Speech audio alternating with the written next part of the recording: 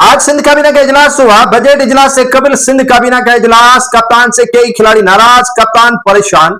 कप्तान ने खिलाड़ियों को मनाने का टास्क पार्टी चेयरमैन को सौंप दिया, लेकिन पार्टी चेयरमैन एक खिलाड़ी को मनाने में कामयाब हुए, दूसरा खिलाड़ी शरीक ही नहीं हुआ। करप्शन का तस्करा सिंध काबीना के इजलास में न हुआ। 300 अरब रुपए वफाक के हवाले किए गए और तरक्याती कामों पर कदगन लगा दिया गया। एमक्यूएम ने सिंध असेंबली से बजट इजलास के दौरान वॉकआउट किया कि शहरी जो मैंडेट रखने वाली जमात है उसको शरीक ही नहीं किया। स्पीकर सिंध असेंबली बरहम नजर आए और काफी हंगामा हुई। सिंध काबीना के इजलास के बाद पीपुल्स पार्टी पार्लियामानी पार्टी का इजलास हुआ और इसमें जो है वो कई अराकीन भी शरीक न हो सके। कई अराकीन को नजरअंदाज कर दिया गया और काफी सूबाई वज़रा भी वजीर आला सिंध पर नाराज नजर आए। अब ये बात खुलकर मैं आपके सामने रख रहा हूं जो आज सिंध काबीना के इजलास में हुआ। सिंध काबीना का इजलास शुरू हुआ तो कप्तान इंतजार करता रहा कि उनका नायब कप्तान इजलास में आ जाए। नायब कप्तान का तो आपको पता ही होगा। शायद इस पर जो है वो सीनियर तज्जियाकार मेरे बाद तज्जिया भी कर ले कि नायब कप्तान की फ्लाइट छूट गई थी, नायब कप्तान को नींद आ गई थी, नायब कप्तान जो है वो इजलास का पता न होने की वजह से शरीक नहीं हुआ, लेकिन ऐसी कोई बात है नहीं। सीनियर सूबाई वजीर शर्जील इनाम मेमन और एंटी करप्शन के सूबाई वजीर, ज़राअत के सूबाई वजीर चीफ सरदार मोहम्मद बख्श मेहर भी इजलास में शरीक नहीं होने वाले थे, जिस पर chairman people's party Bilawal Bhutto Zardari से वजीर आला सिंध का हुआ राब्ता। वजीर आला सिंध को कहा कि जनाब आली आज बजट इजलास है और मुझे मालूम हुआ है कि 2 रहनुमा सिंध काबीना के अराकीन इजलास में शरीक नहीं हो रहे, जिस पर पार्टी चेयरमैन ने मुराद अली शाह से इस्तिफसार किया, पूछा कि कौन कौन नहीं आ रहा है, जिस पर कहा कि आपका लाडला चीफ सरदार मोहम्मद बख्श मेहर और सीनियर सूबाई वजीर और ट्रांसपोर्ट और इतलात के वजीर शर्जील इनाम मेमन नहीं आ रहे। शर्जील इनाम मेमन से तो राब्ता बिलावल भुट्टो जरदारी का न हो सका, अलबत्ता मोहम्मद बख्श मेहर को मनाने में बिलावल भुट्टो जरदारी काफी कामयाब हुए और बिलावल भुट्टो जरदारी के कहने पर आज सरदार मोहम्मद बख्श मेहर ने इजलास में शिरकत कर ली।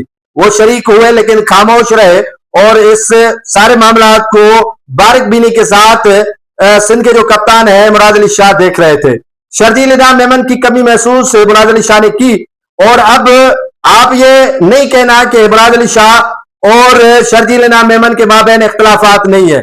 इख्तिलाफात उस वक्त शुरू हुए थे जब शर्जील इनाम मेमन को चीफ मिनिस्टर सिंध बनाए जाने का फैसला हो चुका था और शर्जील इनाम मेमन ने इस्लामाबाद की यात्रा की थी और खुद मुराद अली शाह से भी मुलाकात कर चुके थे कि सीएम सिंध अगर मैं बना तो समझ लें कि आप ही बन रहे हैं, आपने काफी टेन्योर गुजारा है, अब मुझे मौका फराहम किया जाए।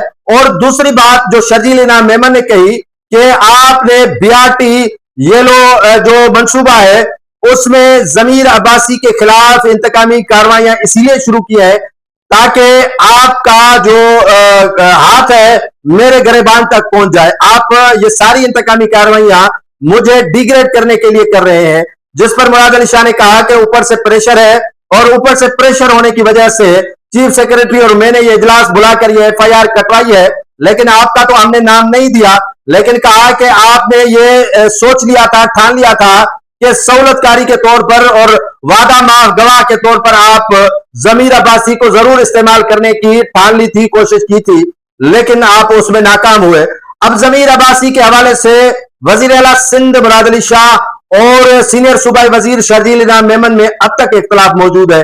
एक तो चीफ मिनिस्टर की बात छिड़ गई थी, दूसरा कि शर्जील इनाम मेमन के दस्ते रास्त कह ले या उनके जो है वो टीम में काम करने वाले जमीर अब्बासी को आज 7वां रोज है, बल्कि 7वां रोज रात के औकात में उन्हें उठाया गया था लाहौर से, जिसका ताहाल पता न चल सका है।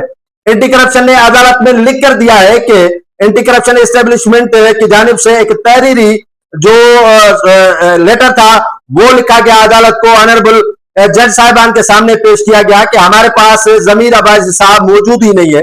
अगर हमारे पास मौजूद होते तो शायद जमीर अब्बासी साहब को अदालत में जरूर पेश करते, लेकिन हमारे पास मौजूद नहीं है और जिन्होंने उठाया है आज तक उन्होंने जो है वो अदालत में जमीर अब्बासी को पेश ही नहीं किया है। तो दूसरी जानिब ऑनरेबल सिंध हाई कोर्ट की जानिब से जो है वो नोटिस जारी किए गए हैं कि जमीर अब्बासी को जाहिर किया जाए और उनकी गिरफ्तारी शो की जाए, और उनको जो है वो तकरीबन 30/6 की तारीख दे दी गई है कि 30/6/2026 में पर दोबारा केस की सुनवाई होगी और जमीर अब्बासी को उसी पर जाहिर किया जाए।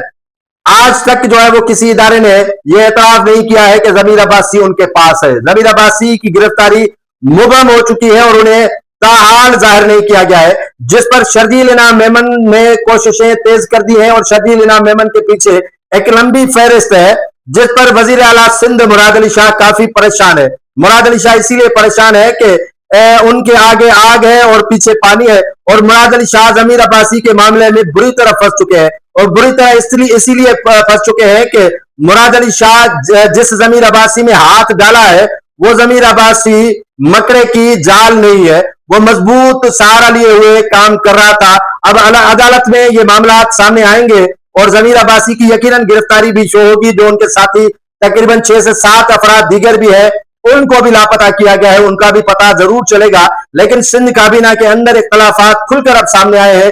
कोई इससे डिनाई करे, कोई एंकर आए, कोई जो है वो तज्जिएकार आए और कहे कि हाँ इख्तलाफात नहीं है, फ्लाइट शर्जील इनाम मेमन को लाहौर की ना मिल सकी जिसकी वजह से वो जो है वो ना आ सके, या इस्लामाबाद में उनकी जो है वो लंबी वहां पर जो है मुलाकातें थी जिसकी वजह से भी वो ना आ सके। लेकिन ऐसी कोई बात नहीं है, ये इख्तलाफात है सीनियर सूबाई वजीर और सिंध के कप्तान मुराद अली शाह के माबैन, और जब तक ये इख्तलाफात पार्टी क़यादत न चाहेगी जारी और सारी रहेंगे। और जमीर अब्बासी का जो बीआरटी के मुबैना करप्शन का मामला है वो भी गले का फंदा बन चुका है कई अफराद के लिए।